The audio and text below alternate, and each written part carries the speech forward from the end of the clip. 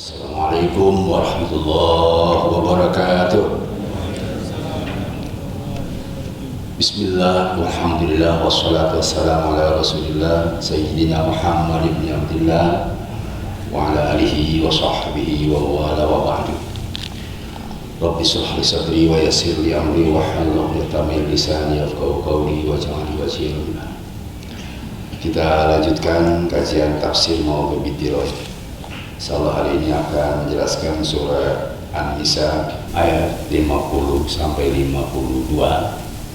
Surah An-Nisa judulnya prosesi ritual klinik adalah syirik yang tidak akan diampuni. Hadirin rahimakumullah, saya terinspirasi oleh sebuah pertanyaan sahabat kepada Rasul. Ya Rasulullah, ayudan akbar, dosa apa yang paling besar? Kalau Rasulullah SAW, Rasul menjawab, anta ja'ala nidan ila rabbik wa huwa khalaqak.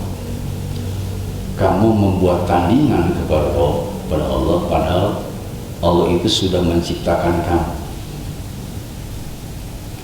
Jadi kalau lihat hadis ini bahwa dosa yang paling besar dari dosa besar adalah membuat nidan atau tandingan.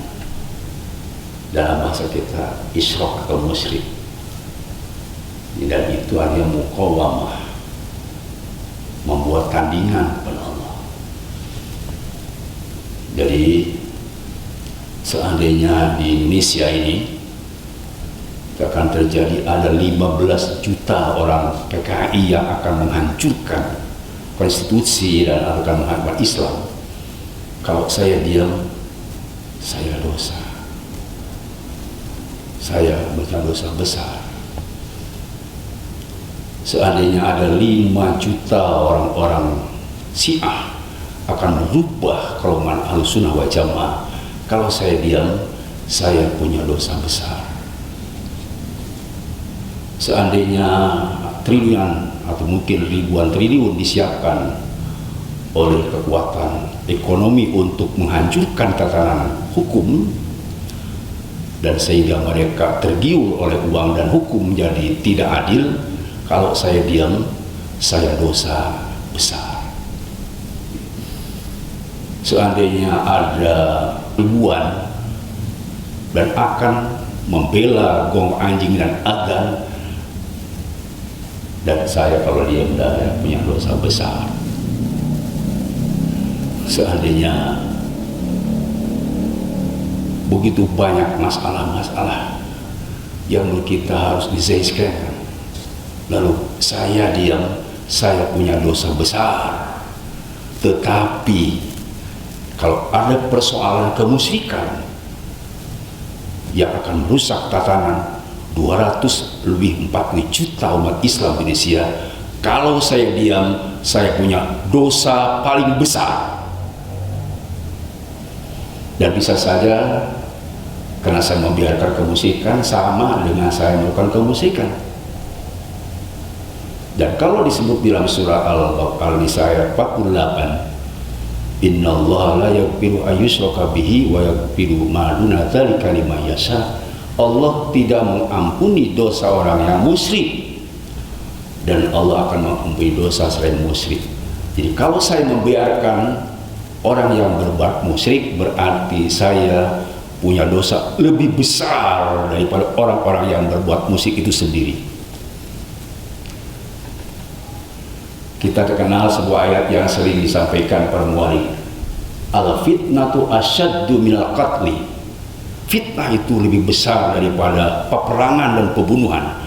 Saya lihat seluruh tafsir al-fitnah di asyirku, Imam Suyuti, Ibnu Katsir, seluruh ulama di tafsir menjelaskan al-fitnatu asyirku. Asyirku asyaddu minal qatli. Syirik itu lebih besar, lebih dahsyat daripada pembunuhan. Artinya untuk membela keyakinan tauhidullah, itu adalah risikonya adalah harus kita menyiapkan suatu strategi. Rasulullah beberapa kali melakukan peperangan sebetulnya membela tauhid. Perjuangan Rasulullah bukan untuk menghancurkan tatanan sosial, tetapi adalah pembelaan terhadap tauhid, pembelaan terhadap diri kita yang sudah bertauhid, tidak boleh diganggu gugat. Hadirin Allah, itulah kira-kira kenapa kita harus membahas surat An-Nisa ayat 50 sampai 52, sebab di ayat ini dijelaskan pertama syirik itu seperti apa. Ternyata di sini ada kalimat yaftaruna Allahil kadziba, mengada-ada kepada Allah dengan berbuat bohong. Ya. Berbuat bohong itu Pak begini, kalau ditanya kamu melihat mobil enggak di sana di jalan? Iya, saya lihat. Sedang apa? Sedang berjalan, padahal mobilnya sedang diam. Itu bohong. Tapi kalau kamu dan kita ditanya, ada mobil gak di sana? Ada, padahal gak ada mobilnya. Itu iftiro, bahasa Sundanya ngadablong. Bahasa Qurannya buhtanan azima, dosa yang paling besar karena mengada-ada. Dalam istilah sini iftiro yaftaruna Allah, orang mengada-ada kepada Allah. Apa itu? Yaitu berbuat syirik atau disebut prosesi ritual. Prosesi ritual kemusikan itu, maaf Bapak semua, itu sudah lama terjadi. Hadirin rahimakumullah. Karena itu selain kita harus membahas kalimat yaftaruna Allah, juga di sini ada ithma mubina. Ithma mubina itu tadi diterjemahkan dosa yang nyata. 3, kita sebenarnya juga yu'minuna bil jibti, percaya kepada jibt. Jibt itu bahasa Arab, tapi saya sudah sering makan tadi dukun. Soal di sini ada, nanti kita berikan apa jibt. Dan kemudian juga orang yang percaya kepada togut. Ya, berarti berapa tuh? Nah, yaftaruna Allah, kemudian isma mubina, al-jibti wa togut. 4 ya. Dan yang kelima, kita harus menjelaskan la'anahullah. Orang percaya kepada jibat dan togut itu dikutuk oleh Allah, diazab oleh Allah. Nanti kita akan jelaskan orang yang melakukan syirik itu nanti ada pamayusipila pokoknya taro ithman abima. Itu di ayat Al-Nisa ayat 48. Wa masih bila pokoknya taro ithman abima. Jadi ada ithman abima, dosanya besar, ada isma mubina, dosanya nyata. Itu nanti kita jelaskan seperti apa. Baik, satu-satu. Apa itu orang yang melakukan iftira Allah yang tadi disebut proses ritual? Sebab saya lihat di berbagai tafsir dan saya menemukan dalam tafsir Zamakhsyari, iftira itu adalah mubtilu ma la yasiu kaunuh, berbuat sesuatu yang tidak sah adanya, sesuatu yang tidak mungkin adanya, irasional, tidak dimengerti oleh akal, sesuatu yang tidak mungkin terjadi wujudnya. Itunya iftiro. Seperti tadi, kenapa tidak terjadi? Memang gak ada waqi'ah, gak ada data, gak muafiqun lil waqi', tidak sesuai dengan realitas. Makanya muftaron sama dengan buhtanan, berbuat dablong kepada Allah. Dablong itu bohongnya kosong. Kalau bohongnya masih ada, ya masih mending. Bohong juga. Jadi iftir itu muftiru ma la yasqanu, membuat sesuatu yang tidak mungkin terjadi dan tidak akan terjadi. Tidak ada realistisnya, sehingga kalau kita melihat di dalam keyakinan harus muwafiqun liwaqi, yakin kita ada Allah sebab Allah itu ada. Nah, sedangkan iftiro itu berbuat sesuatu yang tidak ada dasarnya, tidak ada dalilnya, dan tidak akan wujud, juga tidak diperkenankan sama hukum Islam. Itu namanya iftiro. Baik. Kalau kita bisa lihat yang lainnya disebut di sini ithman mubina, Wakafa bihi ithman mubina. Berbuat iftira, mengada-ada atau merekayasa, kalau bahasa di kampus, mendiskreditkan kepada Allah, ithman mubina, dosanya yang nyata. Kenapa dosa nyata? Sebab di dalam definisi disebut dosa itu albirru sulhuluk, kebaikan itu budi pekerti yang baik, wal ithmu ma haka fi sadri wa karihta ayyutali alaihin nas. Yang disebut dosa itu gerakan hati sehingga tidak kelihatan dosa itu. Sedikit saja kita bergerak hati kepada yang salah, dosa. Kenapa salah? Kenapa dosa? Tandanya disebut dosa itu apa? Kan di dalam hati. Karita ayyutoli alaihin nas. Kamu benci, kamu tidak suka kalau dilihat orang. Kalau dilihat orang merasa malu, merasa tidak enak, itu dosa. Itulah dosa itu di dalam hati. Tetapi kalau berbuat syirik itu dosanya nyata. Makanya isma mubina, syirik itu ada bagi dua. Yang isma mubina, syirik jali namanya. Musiknya jelas, yaitu membuat tandingan kepada Allah. Itu isma mubina. Sehingga kena jelas, maka disebut isma mubina. Berbeda dengan dosa khafi. Ismun khafiyun. Apa ismun khafiyun? Ismun khafiyun itu seperti riya, sum'ah, ujub, ini puji, itu ismun khafiyun, dosanya di hati. Kalau kita sudah berbuat musik, musik pun tidak kelihatan, tapi ini disebut isman mubina, dosanya jelas, eces, ebre, gak jelas. Gimana memang dia sudah bertentangan pada Allah? Jelas, makanya disebut haram. Orang yang berbuat syirik, ya kalau tidak membuat orang berubah, tidak gelisah, itu sama dengan kafir zimmi. Atau dia berbuat sendiri, itu kafir zimmi. Tapi kalau sudah menyuruh pada orang lain untuk berbuat syirik, ya harbi. Itu bedanya. Orang kafir kalau baik, ibadah saja di gereja, ibadah di tempatnya, tetapi tidak mengajak orang lain, tidak mengacak-ngacak agama lain, itu kafir zimmi. Tapi kalau sudah dia kafir kemudian memaksa umat lain supaya masuk kafir, atau merusak umat Islam, atau menantang umat Islam, atau dan lain sebagainya, itu kafir harbi. Jadi kalau tujuan kita melakukan suatu kebohongan syirik, ya dosa dia. Tetapi kalau ada indikasi berbuat syiriknya suatu konspirasi untuk orang lain berbuat syirik, itu sudah haram. Haram itu menurut definisi sudah halal darahnya.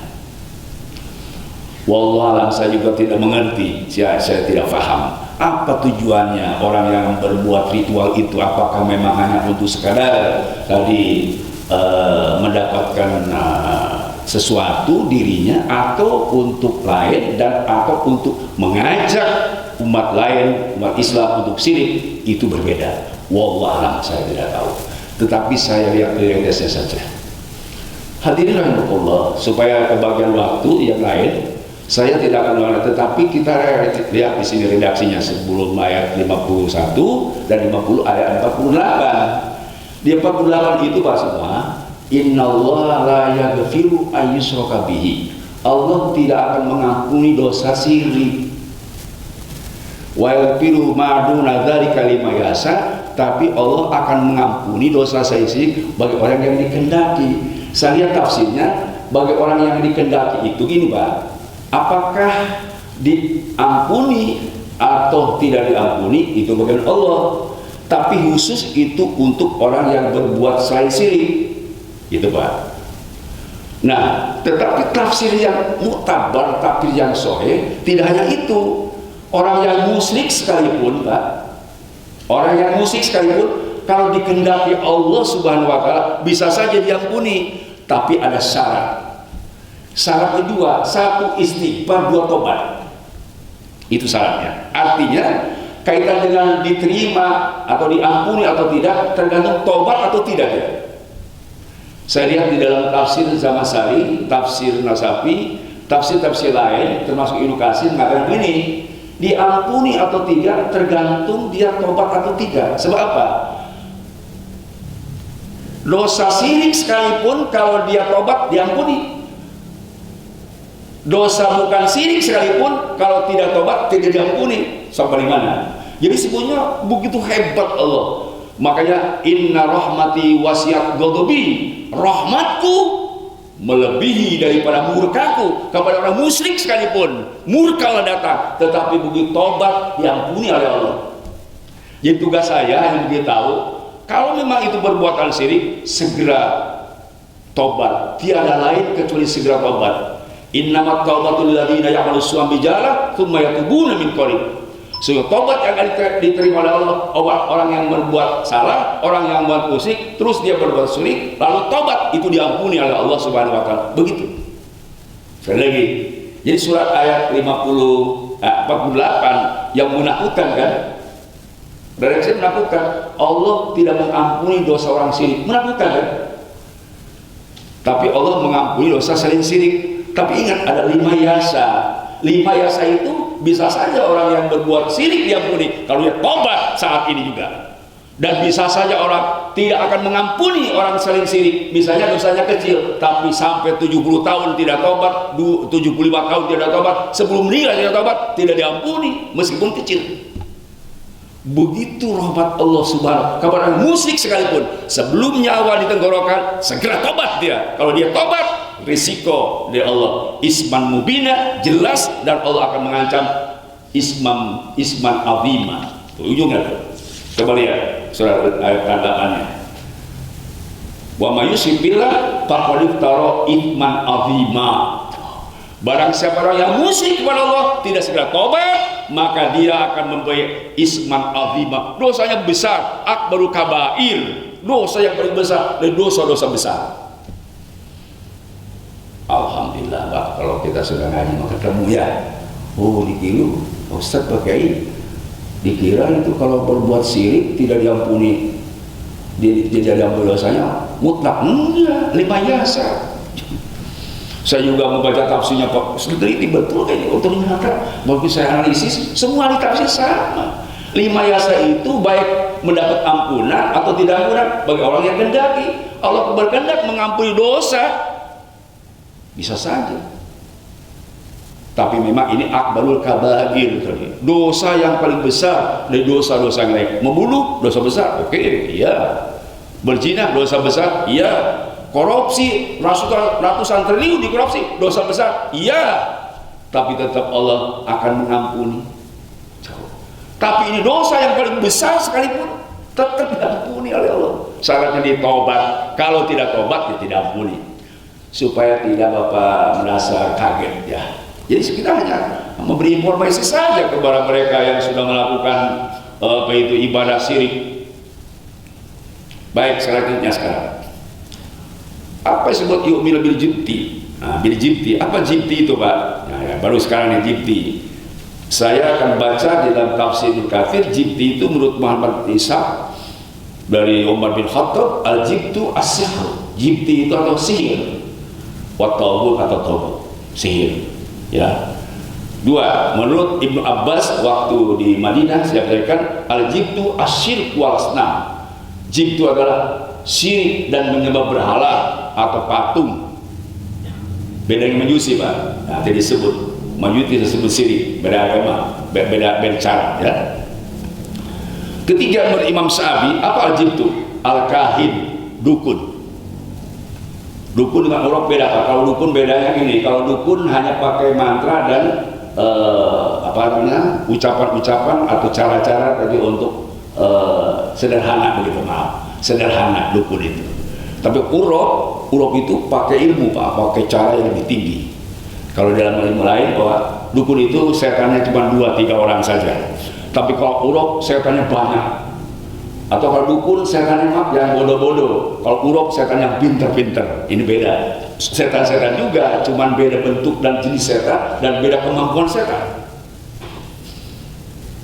Makanya nanti ada, menurut kita ada peramal, ada orang pintar loh. Lagi mobil lagi kemari Pak, aduh tegak banget mobil, mana cicing bayar pasti. Datang orang pintar lah, buruk. Pak majikan sopak poe terbalik Pak rumah aja. Waduh, bingung apa majikan. Tuh datang ke dukun, gampang ya tadi pemajikan, gampang. Tapi kalau berat-berat orang pinter, itu bahasanya seperti itu. Jadi kita lanjutkan lagi. Menurut Imam Mujahid, jibtu adalah bentuk manusia seperti Ka'ab bin Ashraf. Ka'ab bin Ashraf itu adalah pimpinan yang tidak baik di Madinah. Jadi disebut. Jadi orang yang mempercayai pemimpin zalim itu percaya ke jibti. Tidak boleh orang zalim dipercayai omongannya, sebab dia berbuat zalim. Dan tidak boleh percaya ke orang bohong. Masa percaya ke orang bohong? Ya gimana orang kok percaya sama orang bohong sih? Ya, itu bukan urusan kita memang, tapi kok aneh aja gitu orang bohong dipercayai. Itu jibti namanya. Kemudian ada di dalam hadis Nabi Muhammad SAW, ya, menurut Abu Nasr bin Ismail bin Hamad Al-Jari dalam kitabnya As-Suhad, itu juga disebut apa al-jibtu? Kalimatun tuqau al-sonam wal kahin was sahir. Jibti itu adalah kalimat yang suka diucapkan atau diomongkan oleh dukun atau tukang sihir. Kenapa kalimatnya disebut jibti? Sebab dukun dan tukang sihir dia menerima pesanan dari setan. Di Lauhul Mahfuz ada kalamullah turun ke Baitus Sama langit keempat. Di situ ada setan menyadap berita Lauhul Mahfuz. Lalu turun ke muka bumi, datang ke dukun atau sihir, dan dia mencampurkan dengan 100 kata bohong. Jadi tadinya benar, tapi disadap oleh setan, lalu datangnya ke kahin, ke dukun, jadi bohong. Ya, bagaimana contohnya? Nah, nanti menurut para ulama ada juga tentang wujud dari kahin dan urol, ya, atau tadi apa, orang-orang yang disebut jibti. Apa itu jibti? Nah, disebutkan oleh Nabi Muhammad SAW, jibti itu ini disebut dari hadis Nabi, yaitu Qabisah bin Muharib. Dia mendengar Rasul bersabda begini, sabda Muhammad SAW, innal iyafata wa turuqa wa tayra minal jibti. Bahwa iyafah, turuqa wa tayra itu bagian dari jibti. Apa iyafah? Iyafah disebut oleh Imam Aob, al-iyafah jajrut tayr. Iyafah itu menepak burung. Nah, jahiliyah mereka punya burung. Nanti kalau mau pergi kemana saja, mereka menepak burung. Nah, kalau terbuang ke kanan, baik, pergi. Kalau terbang ke kiri, nggak jadi. Itu mereka sangat terkait kepada burung, mau berangkat kemana pun. Mau nanam padi, mau pergi ke pasar, itu namanya toyyaroh. Sihir toyyaroh namanya. Ya, satu. Kedua, aturuko. Apa aturuko? Aturuko itu, Pak, al-hatu yuhtu pil'at. Nih, saya gambarkan, Pak. Duduk si dukun, lalu menggaris-garis, kalau panjang lebih banyak bagus, kalau yang pendek banyak jelek. Itu adalah perbuatan aturuk, dukun yang suka menggaris-garis tanah. Dan bisa juga aturuk adalah tidak tanah, bisa kayu, bisa bunga, dan juga bisa air. Jadi kalau ada orang menggali tanah, kemudian dibawa ke setempat, misalnya begini Pak ya, ada orang punya istri 4, ribut istrinya, datang ke kiai atau ke dukun, Pak, gimana istri saya ini ribut terus? Oh, ribut terus ya, pengen apa? Ingin sabuk, ingin supaya akur. Begini, ambil bajunya istri kamu yang 4, bawa ke sini, atau ambil tanahnya dari lemahnya, dikumpulkan, bawa ke sini. Nanti kita buatkan semacam ya mantra. Kalau ingin selesai, isi yang 4 itu harus digabung di satu rumah. Kan gampang koreksinya, tidak akan ada kesenjangan kilirnya juga karena satu rumah. Nah, kalau ada dukun meminta tanah kepada orang yang sedang bertabrakan istrinya, lalu dikumpulkan di satu rumah, itunya turuk. Sihir toriko, sihir turuk, itu juga menjadi jibti. Yang selanjutnya, apa jibti itu? Menurut Imam Ibnu Hasan, al-jibtu ranatus syaiton. jibti ini bukan ranahnya manusia, tapi ranahnya setan. Ranah itu Pak, demamnya, dengungannya, atau sebut apa, ranah setan itu ya bisikannya gitu, bisikan setan. Makanya kita suka ada juga daerah kekuatan ranah. Jadi ranah itu dari hal yang bahasa Arab. Jadi jibti itu adalah ranahnya setan. Tidak boleh kita, sebab setan sudah berjanji akan menyesatkan manusia, dan kita bermusuhan dengan setan. Kalau kamu bergabung dengan ranah setan, berarti kamu jadi setan. Jadi kita harus beda ranah, beda daerah, beda tempat, beda cara. Setan menggoda kita, dan kita wajib ibadah kepada Allah. Kita harus berperang ke setan, sebab setan adalah aduun. Kalau orang masuk ke ranah setan, itu otomatis jadi setan atau seperti setan. Itu menurut para hadis tentang apa? Tentang al-jibtu. Berikutnya Pak, yang saya jelaskan tadi, la'anallah wa ma ya'anallah. Barang siapa orang yang dikutuk oleh Allah Subhanahu wa taala. Ya, ini dikutuk kenapa? Karena dia sudah melanggar ajaran syariat, yang harusnya kita bermusuhan dengan setan, tetapi dia bergabung dengan setan. Kalimat yang harus juga saya selesaikan, nah karena ini ada kaitannya Pak. Kenapa kita harus bahas? Karena di ayat berikutnya ini ada korelasi. Allahu nasibun minal mulki fa idza la yatunan nasa nakira. Jadi orang yang kali kena setan, dia tidak akan menguasai dunia. Itu satu. Ya, kedua, kenapa tidak menguasai dunia? Karena ada dua sifat yang dia miliki. Satu, nakiro, al-bakhil, kikir dia. Jadi kalau dia jadi penguasa, kena kikir, tidak akan mungkin selayaknya sejahtera. Dan kedua, yahsunan nasa alamatullah. Orang yang tadi sudah bergabung dengan jibti atau togut, dia adalah orang yang hasud. Makanya hasud itu kan kita kenal dalam soal falak. Lubed bin Asub kan hasud, dia menyihir Nabi. Ya, makanya tadi saya bilang dalam bahasa kita juga, kalau tidak bisa halusnya, badaknya halusnya. Dan orang-orang yang berbuat syirik itu Pak, biasanya sudah kalah akal. Itu apa namanya? Sudah kehabisan akal, kehabisan akal. Mesti bawa duit, bawa hutang, ya kawarung terbayar, pemajikan celik terus, anak geringan, metua habis datang, pasti dia jalan pintas. Orang yang tidak punya akal begitu. Jadi hanya orang-orang yang tidak berakal yang pakai jalan pintas syirik. Orang yang cerdas pasti datang pada ulama minta nasihat. Orang yang cerdas ibadah kepada Allah, bukan gadukun. Nauzubillah min dzalik. Itu Pak, mudah-mudahan manfaat. Kesimpulannya sekali lagi bahwa kita diperintahkan oleh ayat ini, satu apa tadi? Kita harus menjauhi dari iftira, mengada-ada kepada Allah. Yang kedua, kita harus menjauhi perbuatan seperti yang dilakukan orang-orang kafir, ya, yaitu melakukan yu'minuna bil jibti. Dia percaya kepada jibti yang sudah sebut tadi, dan percaya kepada togut yaitu setan. Dan kita menjauhi daripada perbuatan ini karena kita takut tidak diampuni dosa kita oleh Allah. Tetapi insya Allah jika kita tobat, apa saja dosa yang dilakukan oleh kita, termasuk dosa syirik, kalau tobat diampuni oleh Allah Subhanahu wa taala. Justru kalau tidak tobat, meskipun dosa bukan syirik, kalau tidak tobat tidak akan diampuni oleh Allah Subhanahu wa taala. Yang berikutnya, orang yang melakukan syirik adalah di dalam Al-Qur'an berikutnya jadi penguasa, sebab dia punya hasud dan dia kikir. Kenapa dia hasud? Tadi kena orang hasud akibat karena sudah kalah akal, habis akal, akalnya sudah habis, utang sudah banyak, akhirnya dia pasti berbuat hasud. Itu menurut Al-Quran di dalam surah Al-Nisa ayat 52. Mudah-mudahan Allah Subhanahu wa taala memberikan taufik hidayah kepada kita semua. Akhirnya kita tetap istiqomah dan kita wafat husnul khatimah. Amin ya rabbal alamin. Subhanallah.